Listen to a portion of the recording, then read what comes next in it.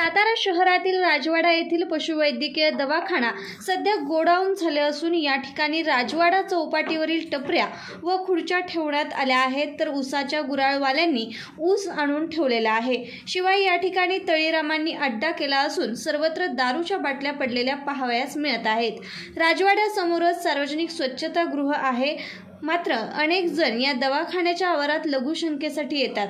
येथील वैद्यकीय अधिकाऱ्यांनी या गोष्टींना मज्जाव करण्याचा प्रयत्न केल्यास त्यांना दमदाटी केलीच जात आहे। त्यात भरीसभर अशी की खाकी वर्दीतील पोलीसही या गावगुंडांनाच मदत करत या वैद्यकीय अधिकाऱ्यांना गप्प बसण्याचा सल्ला देत आहेत।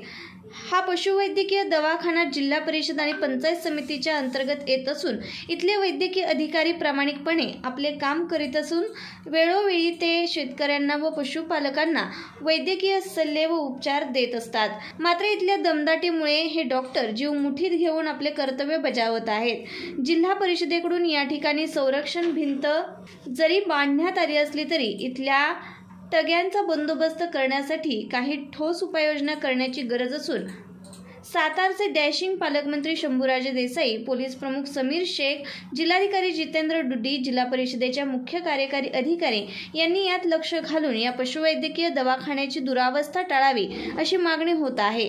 विजय लासुरे, VM न्यूज मराठी, सातारा।